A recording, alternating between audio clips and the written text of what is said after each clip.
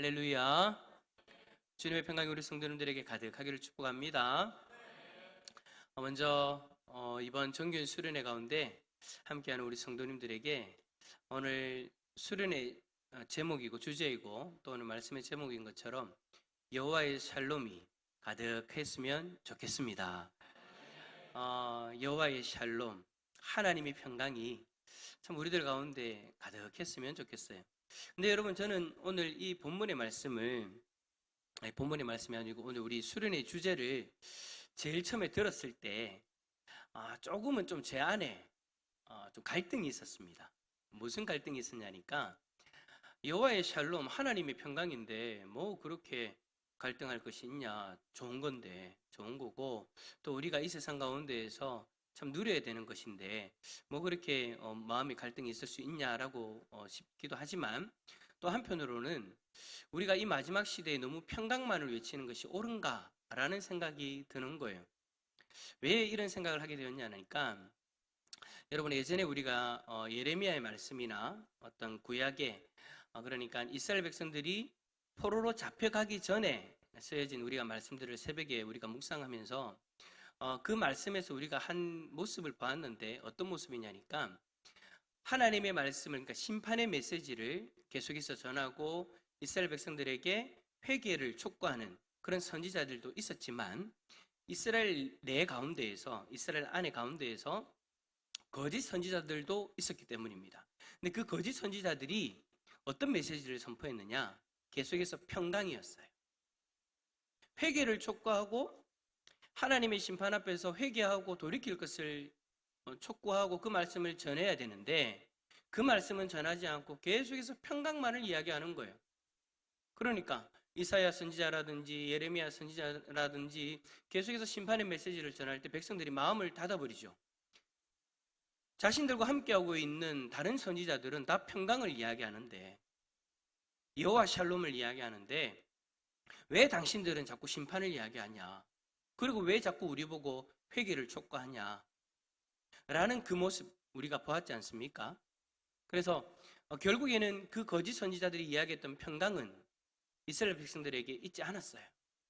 결국에는 어떻게 되어집니까? 그들의 죄로 말미암아 포로로 잡혀가는 그런 안타까운 일들이 일어났지 않습니까? 그런 모습이 이 시대의 모습과 다 제 안에 그냥 겹쳐지는 거예요. 우리가 예수 그리스도가 이 땅에 다시 오시는 그날을 바라보면서 이제 우리가 하나님 앞에서 어떤 모습으로 살아가야 되는가, 혹여라도 우리가 주님 앞에 범죄한 것이 있다면 회개하면서 정말 우리들의 모습을 돌아보고, 철저하게 돌아보고, 거짓 교사들과 그리고 이단의 적그리스도들을, 그런 미혹들을 우리가 분별하면서 우리 스스로를 깨어있는 모습으로 그렇게 살아가도록 노력해야 되는데, 우리가 너무 평강만을 외치는 것이 과연 옳은가에 대한 제 안에 갈등이 생겼다라는 거죠. 그런데 가만히 생각해 보니까 맞아요. 우리가 예수 그리스도가 이 땅에 마지막 오시는 그날 앞에서, 그날 마지막 심판대 앞에서 부끄럽지 않도록 하기 위해서 우리는 날마다 말씀을 대하면서 스스로를 돌아보고 회개하고 또 우리 스스로를 깨워야 되는 모습도 필요합니다. 그러나 그럼에도 불구하고 이 마지막 시대에 우리가 경험하게 되어지는 그 고난, 그 환난 가운데에서 하나님이 주시는 평강이 있다라는 것도 우리는 반드시 누릴 수 있어야 된다는 거죠. 자, 여러분, 오늘 읽은 말씀을 보세요. 오늘 우리가 읽은 말씀은 주께서 말씀하신 겁니다. 예수님께서 말씀하신 거예요. 누구에게 말씀하신 겁니까? 제자들에게. 이제 마지막 날 저녁에 만찬을 하시고 여러 가지 이야기들을 쭉 나누시면서 오늘 이 본문의 말씀을 하시는 거예요. 이것을 너희에게 이르는 것은 너희로 내 안에서 평안을 누리게 하려 함이라. 세상에서는 너희가 환난을 당하나 담대하라, 내가 세상을 이겼노라. 여러분, 지금 이 예수님의 말씀을 듣고 있는 이 제자들의 상황, 이 제자들의 상황이 이제 예수님과 곧 헤어져야 되는 그런 상황이에요. 어떤 헤어짐입니까? 예수 그리스도가 이제 십자가의 그 순환을 당하기 위해서 자신을 내어드려야 되는 그 순간이거든요. 이제 이렇게 식사를 하고 나서 예수님이 기도하시고 내려오시면 이제 우리가 잘 아는 것처럼 가룟 유다가 병사들과 사람들을 이끌고 나와가지고 예수님을 잡아가잖아요. 그때부터 이제 제자들은 환난이라는 것을 경험하게 되어집니다. 예수님과의 떨어짐, 헤어짐, 그리고 예수님이 십자가에서 죽으시는 그 장면, 우리가 잘 아는 것처럼 제자들이 아직까지 온전한 믿음이 아니잖아요. 성령이 아직 그들에게 임하지 않았기 때문에, 그리고 부활하신 예수님을 만나지 않았기 때문에 그들은 여전히 연약한 믿음 가운데 있었어요.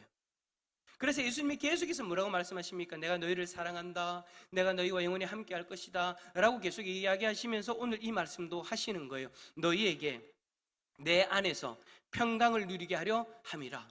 이제 너희들이 환난을 당할 것이다. 나와 헤어진 걸 통해서 환난을 경험할 것이다.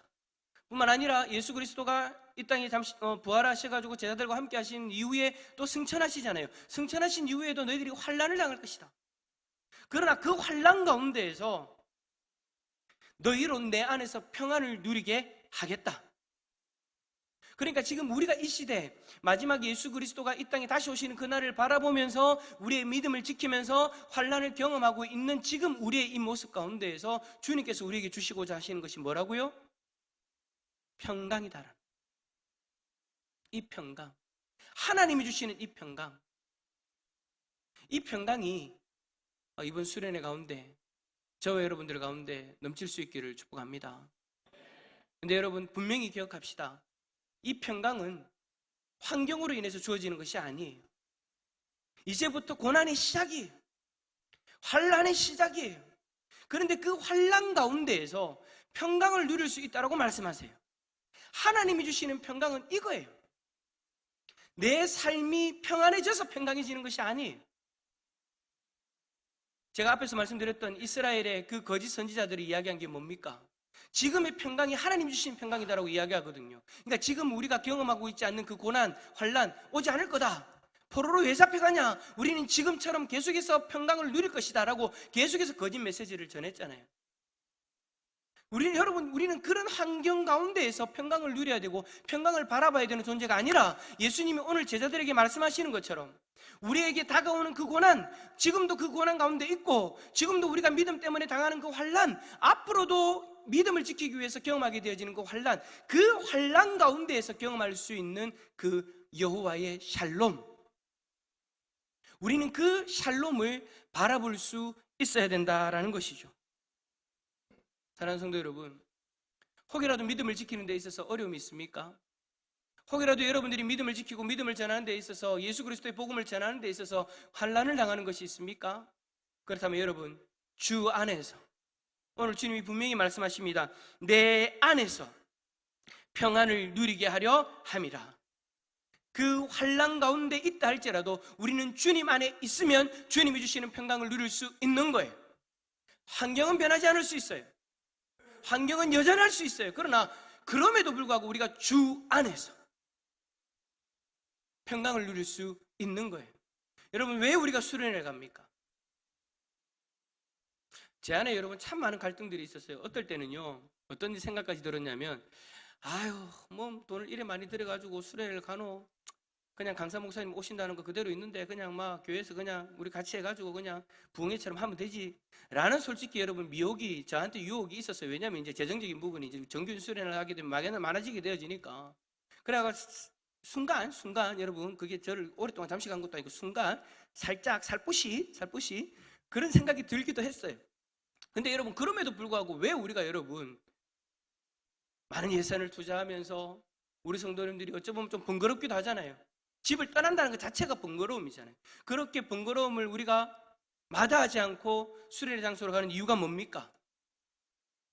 여호와의 샬롬, 하나님이 주시는 그 평강을 누리기 위해서예요. 그런데 여러분, 그 평강을 누리기 위해서는 어디에서 가능하다고요? 환경이 변해서 환경 가운데서가 아니라 주 안에서.